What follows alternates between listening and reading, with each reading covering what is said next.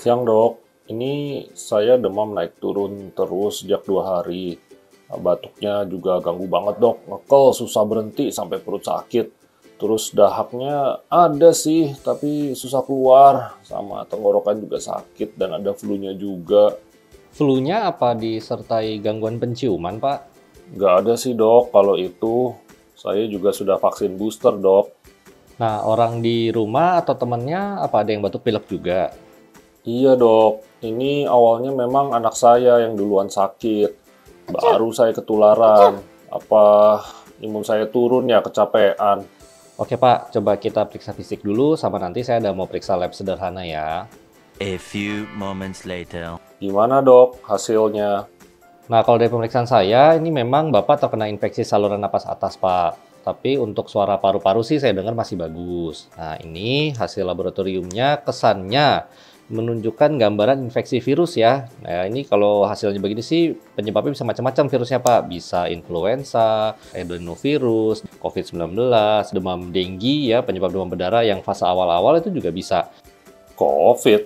Bukannya COVID udah nggak ada dok? Hah? Serius, Pak? Emangnya udah ada pengumuman pandemi selesai ya sama WHO atau Presiden? Takutnya saya nih yang ketinggalan update berita. Hehehe, nggak gitu juga sih dok. Kata orang-orang aja. Jadi saya mesti gimana dok? Ya karena hasilnya begini, saya sih tetap menyarankan untuk paling nggak kita pastikan ini virusnya COVID atau bukan. Karena kemungkinan virus penyebab itu banyak banget, kayak yang saya sebutin tadi, nggak mungkin kan kita periksa semuanya satu persatu. Jadi saat ini kita utamakan saja periksa virus yang bisa memberikan dampak ke masyarakat, yaitu COVID. Plus ini kan masih pandemi Pak ya, jadi kalau ada pasien demam disertai gejala saluran napas ya memang tetap harus disingkirkan kemungkinan COVID atau bukan. Aduh, mesti banget swab ya dok?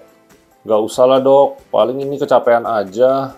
Atau jangan-jangan saya tipes? Masalahnya kalau tipes Pak, pola demamnya itu tidak sesuai, plus nggak ada gejala saluran cerna di Bapak. Jadi sementara sih saya belum curiga ke sana ya.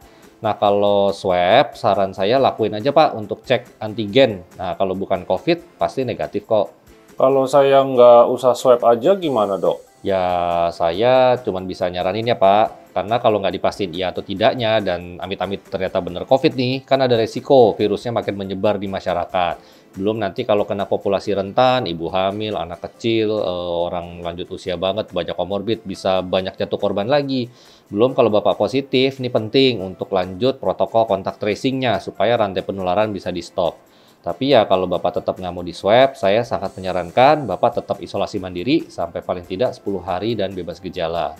Aduh, ya udah deh dok, bolehlah di swab. 20 minutes later. Pak, ini hasil swab antigennya negatif ya. Kemungkinan besar sih bukan COVID. Syukurlah dok. Oke, ini saya kasih obat pereda gejala sama suplemen vitamin dulu ya. Harus istirahat yang cukup nih Bapak, terus makan yang bergizi. Jangan sampai kurang minum, dan kalau dalam 3 hari ke depan masih belum ada perbaikan, Bapak boleh kontrol ulang. Oke dok, makasih bantuannya ya. Sama-sama Pak, cepat sembuh ya.